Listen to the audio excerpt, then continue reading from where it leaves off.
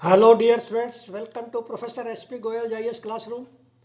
प्यारे विद्यार्थियों, आपको प्रीलिम में 100% सक्सेस के लिए दो चीज़ों की ज़रूरत है। क्वालिटी कंटेंट में आपको स्टैटिक में एनसीईआरटी प्लस आपका स्टैंडर्ड बुक्स जैसे लक्ष्मीकांत है इस तरह, और करंट अफेयर्स में जो 99% बच्चों का वीक रहता है वो है न्यूज़पेपर। अब यदि आप न्यूज़पेपर पढ़ेंगे आपको 4 से 5 घंटे चाहिए 100% क्वेश्चन निकालने के लिए। मेरे साथ पढ़ेंगे तो आपको आधा घंटा चाहिए। चाहे आप किसी कोचिंग इंस्टीट्यूट में हैं, ओल्ड राजेंद्र नगर में हैं, चाहे मुखर्जी नगर में हैं, या सेल्फ स्टडी कर रहे हैं, प्रीलिम क्लियर करने के लिए आपको सिर्फ क्वालिटी कंटेंट चाहिए, ओनली क्वालिटी कंटेंट। और 95% से ज़्यादा बच्चों के पास वो मटेरियल ही नहीं है, 25 मई तक रहेगा, तो पास कैसे होंगे? आपको अपनी बर्थ प्रीलिम में सिक्योर करने के लिए यदि आपका करंट अफेयर वीक है तो ये मान के चलिए कि आपका प्रीलिम नहीं होगा और मेन में आपका रैंक नहीं आएगा। अब बच्चे पर्सनैलिटी टेस्ट में सारा दिन न्यूज़पेपर पढ़ते हैं, क्यों? पहले क्यों नहीं पढ़ा? न्यूज़पेपर प्रीलिम के लिए, मेन के लिए, पर्सनैलिटी टेस्ट के लिए इक्वली इंपॉर्टेंट है। सिर्फ आप शॉर्टकट अपनाना चाहते हैं, शॉर्टकट से फेल्योर मिलेगी आपको। और यदि आपको किसी तरह का भी शक शुबा है, कोई एंग्जाइटी है, किसी की स्ट्रेस है, आप मेरे से बात कीजिए, ईमेल पर अपना सिर्फ नंबर छोड़ना, मैं इमीडिएटली बात करूंगा आपसे, आपकी परफेक्ट स्ट्रेटजी बनाऊंगा। आपको कोई प्रीलिम में रोक नहीं सकता पास होने से, और अच्छे नंबर से सेफ हो जाओगे, ताकि आप जो है 26 मई से तैयारी स्टार्ट कर दो मेन की। शक ही ना रहे कि मेरे 90 आएंगे, ये 85 आएंगे, 95 आएंगे। क्यों इन चक्रों में पड़ते हो? सीधा ये सोचो कि आपके जो ना 20-25 नंबर ज़्यादा आएंगे क्वालिफाइंग से।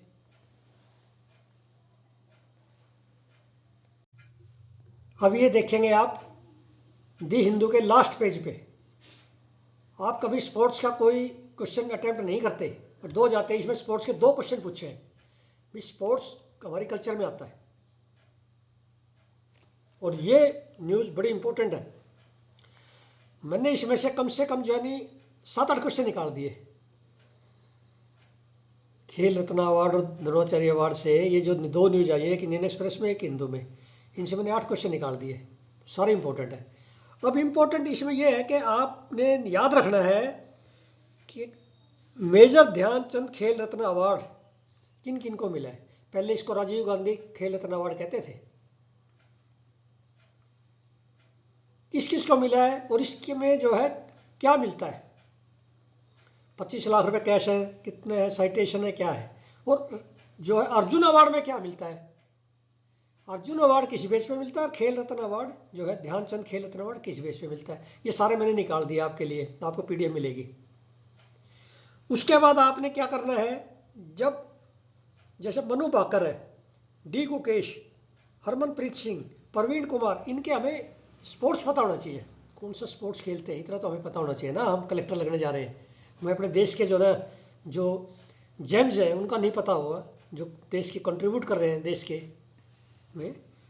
इसी तरह जो है फिर मैंने जो है द्रोणाचार्य अवार्ड का लिया है। इसमें क्वेश्चन देखिए, मैंने कुछ क्वेश्चन तो इसमें 2 तो दे दिए 8-9 में से।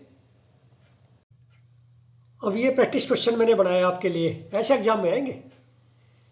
Consider the following sports persons, Manu Bhaker, D Gukesh, Harmanpreet Singh, Praveen Kumar. ये आपने न्यूज़ पढ़ के आंसर देने हैं, मैं इसका आंसर नहीं बताऊंगा।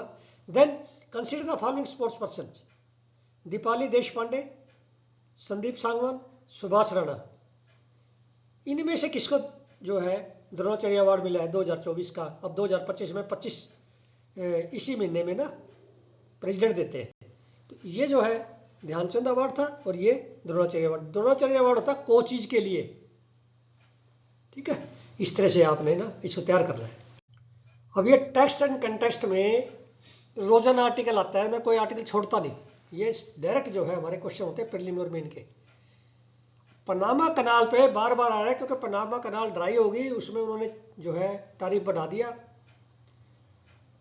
पनामा कनाल क्यों इंपॉर्टेंट है और यूएस ने जो है इसको 1999 में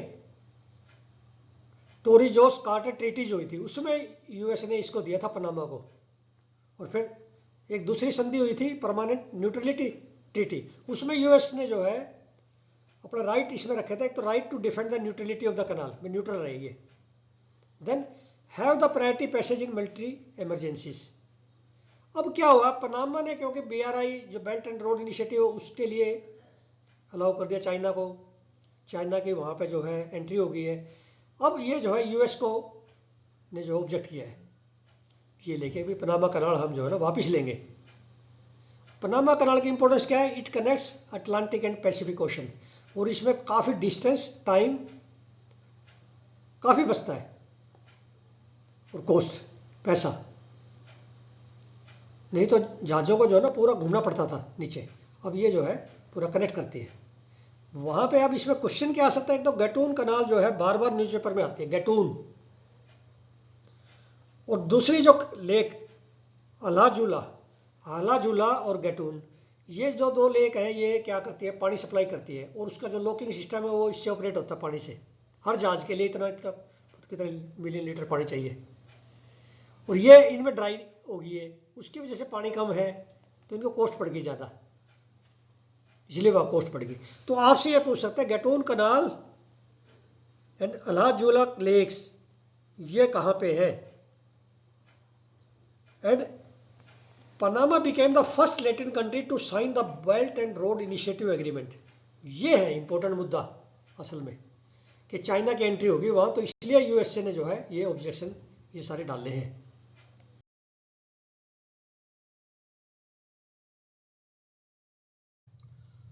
अब ये जीएम क्रॉप्स पे बड़ा इंपॉर्टेंट है, 2-3 साल से क्वेश्चन नहीं आया। Genetic engineering appraisal committee GEAC किस मिनिस्ट्री में है, ये टेक्निकल कमेटी है जो कि रेगुलेट करती है, टेक्निकल बॉडी है, रेगुलेट करती है genetically modified seeds in India. और अभी तक कोई भी एडिबल क्रॉप में कोई रिकमेंडेशन नहीं आई है, कोई कॉमर्शियल कल्टीवेशन नहीं है हमारे, बल्कि दूसरे देशों में है, जिसमें सोयाबीन है, सनफ्लावर है, कैनोला है, मस्टर्ड है। दूसरे देश से हम तेल भी मंगवा रहे हैं, वो भी जेनेटिकली मॉडिफाइड क्रॉप्स खा रहे हैं।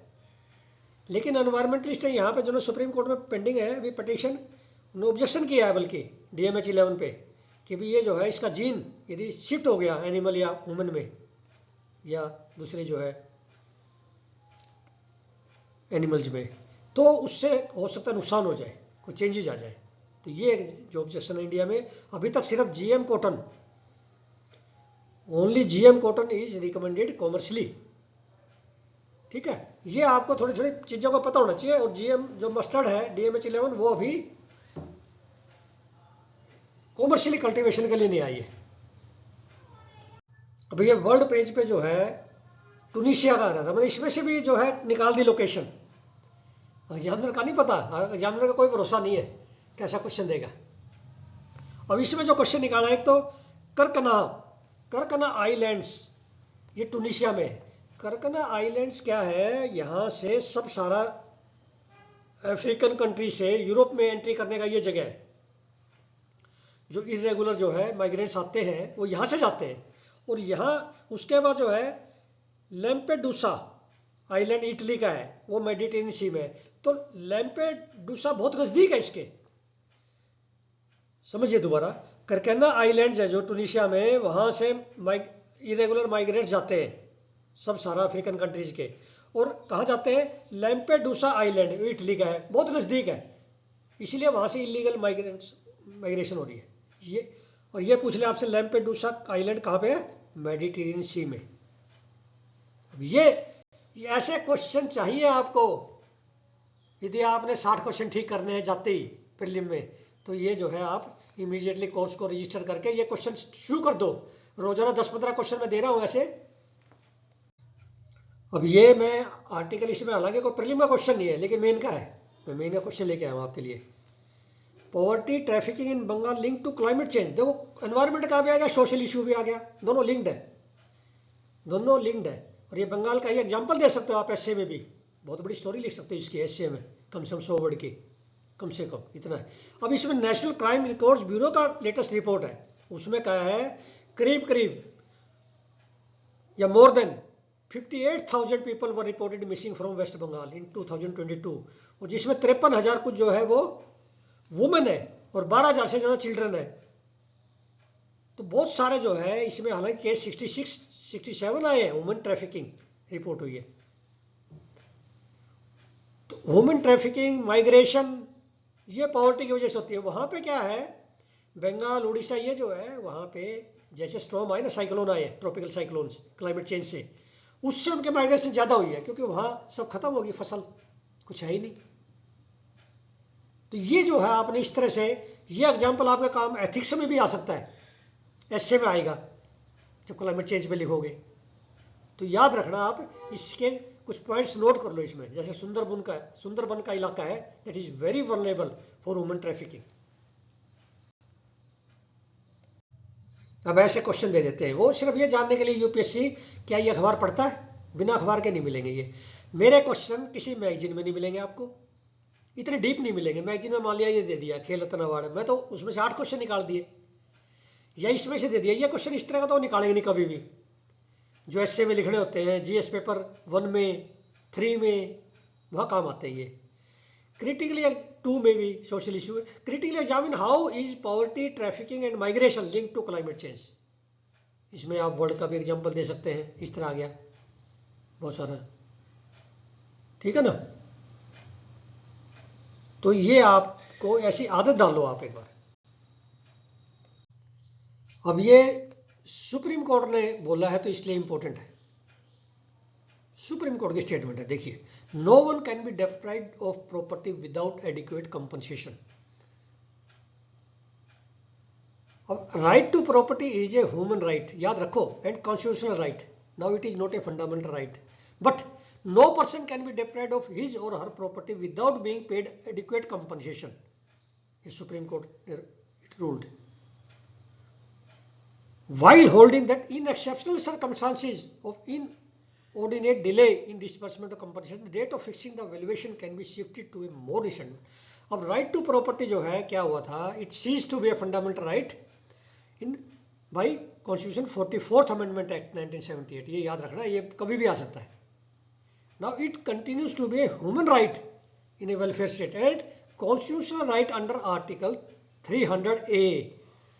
याद रखना, 300A बार बार आता है, और मुझे याद आता है 31C भी है इसमें कुछ। देन अब ये एक इसमें आर्टिकल 142 भी है, देखना ये क्या पावर दी गई है इसमें।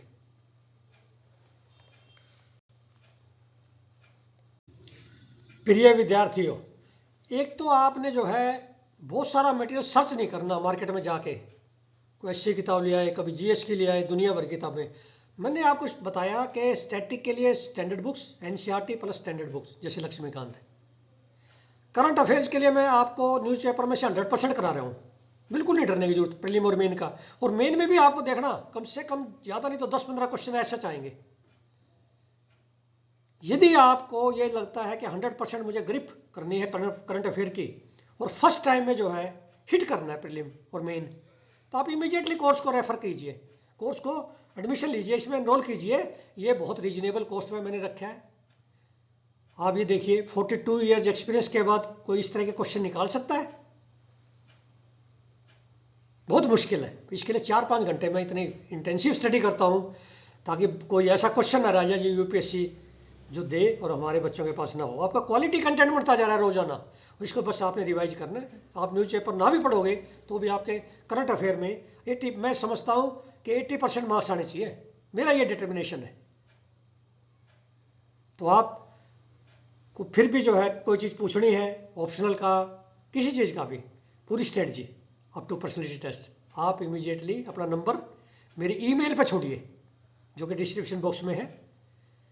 और कोई भी मॉक टेस्ट सब स्टैंडर्ड का आप खरीदते हैं, उसमें आपका समय इतना लगता है, फिर आप एक्सप्लेनेशन पढ़ते हैं, फालतू के क्वेश्चन होते हैं, 90% क्वेश्चन यूजलेस।